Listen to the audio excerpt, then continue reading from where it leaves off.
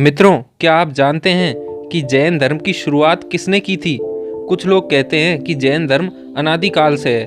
कुछ लोग कहते हैं कि जैन धर्म की स्थापना जैन धर्म के प्रथम तीर्थंकर भगवान ऋषभ देव ने की थी, और कुछ लोग कहते हैं इसकी स्थापना जैन धर्म के 24वें तीर्थंकर महावीर स्वामी ने की थी।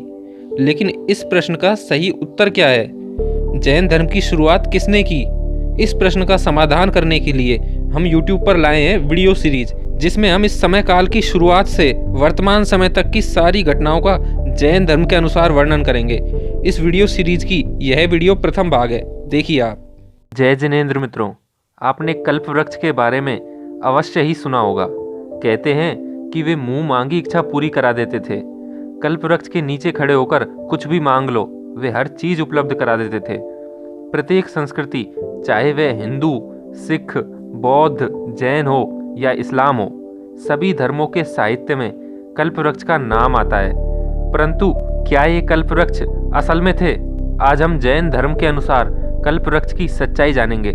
इस वीडियो के अंत में मैं आपको आचार्य महाप्रज्ञ जी के द्वारा किया गया कल्प वृक्ष का विश्लेषण बताऊंगा, और बताऊंगा कि कल्प वृक्ष में चमत्कारिक प्रभाव को क्यों नहीं माना, उन्होंने क्या तर्क दिए। आचार्य महाप्रज्ञ जी के इस विश्लेषण को जानने के लिए इस वीडियो को अंत तक देखें। तो चलिए इस वीडियो में आगे बढ़ते हैं। हिंदू धर्म के पुराणों के अनुसार समुद्र मंथन से 14 रत्न प्राप्त हुए थे, जिनमें कल्प वृक्ष भी था।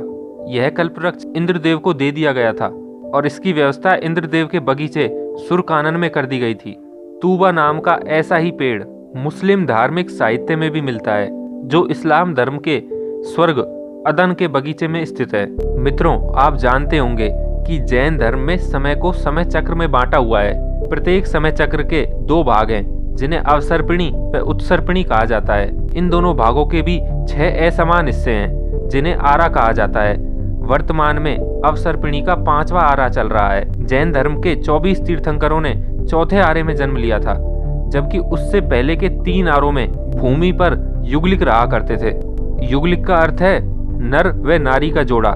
जिन 3 आरों में युगलिक रहा करते थे, उनमें से प्रथम आरे में युगलिकों की लंबाई 3 कोस व उम्र 3 पल्योपम थी। तीसरे आरे के आते आते उनकी लंबाई 1 कोस व उम्र 1 पल्योपम रह गई। उनकी लंबाई इतनी ज्यादा थी, परंतु उनकी मांग व इच्छाएं बहुत ही कम थी। वे आहार में 3 दिन में 1 दाने जितना भोजन ग्रहण करते थे। उनका जीवन बहुत ही सरल था, ना कोई कर्म, ना भोग, ना किसी से राग, ना द्वेष। उनकी सीमित इच्छाओं को पूरी करने के लिए भूमि पर 10 कल्प वृक्षों की व्यवस्था की गई थी। ये 10 कल्प वृक्ष 10 अलग अलग इच्छाओं की पूर्ति किया करते थे। जैसे पानांग वृक्ष भोग भूमि जीवों को मधुर, सुस्वाद, 6 रसों से युक्त, प्रशस्त, अति शीतल 32 प्रकार के पेय दिया करते थे। इसी प्रकार से वस्त्रांग कल्प वृक्ष नित्य सूती वस्त्र, रेशमी वस्त्र और मन और नेत्रों को आनंदित करने वाले नाना प्रकार के अन्य वस्त्र देते थे। इसी प्रकार से भोजनांग कल्प वृक्ष 16 प्रकार के आहार, 16 प्रकार के व्यंजन, 14 प्रकार के दाल इत्यादि, 108 प्रकार के खाद्य पदार्थ, 363 प्रकार के स्वाद पदार्थ एवं 63 प्रकार के रस दिया करते थे। इसी तरह से कुछ वृक्ष वस्त्र उपलब्ध कराते थे, कुछ वृक्ष संगीत उपलब्ध कराते थे, और कुछ वृक्ष प्रकाश उपलब्ध कराते थे। इस तरह से कल्प वृक्ष मनवांछित पदार्थ उपलब्ध करा देते थे। युगलिक कल्प वृक्षों द्वारा दी गई वस्तुओं को ग्रहण करके अपनी सीमित इच्छाओं की पूर्ति किया करते थे। युगलिक अपनी मृत्यु के 6 महीने पहले 2 शिशुओं को जन्म दिया करते थे। वे शिशु भी युगलिक ही हुआ करते थे, अर्थात नर व नारी हुआ करते थे। और शिशुओं को जन्म देने के 6 माह बाद युगलिक पिता छींक आने से व माता की जम्बाई आने से मृत्यु हो जाया करती थी। और फिर उनके बच्चे, जो कि स्वयं युगलिक थे, वे अपनी इच्छाओं की पूर्ति कल्प वृक्ष से किया करते थे। आचार्य महाप्रज्ञ जी, जो जैन धर्म के बहुत बड़े विद्वान थे, वे कल्प वृक्ष का विश्लेषण करते हुए बताते हैं कि विभिन्न प्रकार के कल्प वृक्षों के भिन्न भिन्न प्रयोग होते थे। यौगलिक मनुष्यों की आवश्यकताएं बहुत कम थी, और यह सब उन कल्प वृक्षों से सरलता से पूरी हो जाती थी।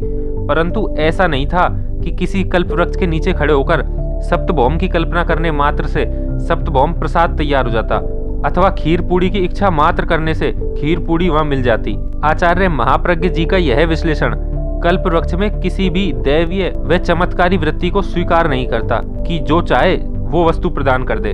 उन्होंने वृक्ष के व्यवहार को वृक्ष के रूप में ही माना है। उन्होंने बताया कि वृक्षों से अनेक प्रकार की वस्तुएं प्राप्त हो जाती थी। वे सीमित इच्छाओं वाले युगलिकों की आवश्यकताएं पूरी कर देते थे, लेकिन इससे अधिक वृक्षों से किसी भी युग में, किसी भी आरे में, किसी भी काल में चमत्कारिक प्रभाव की आशा नहीं की जा सकती। जैसे जैसे तीसरे आरे का अंत आता गया, वैसे वैसे युगलिकों की संख्या भी कम होती गई। इसके साथ ही कल्प वृक्ष की संख्या भी कम होती गई और धीरे धीरे कल्प वृक्ष बिल्कुल समाप्त हो गए। उसके बाद लोगों की क्या व्यवस्था थी, जैन धर्म का उदय कैसे हुआ, हम आपको आगे आने वाली वीडियोज में बताएंगे। इसलिए मेरे चैनल तुषार जैन को सब्सक्राइब करके इस बेल आइकन को दबा लें। धन्यवाद।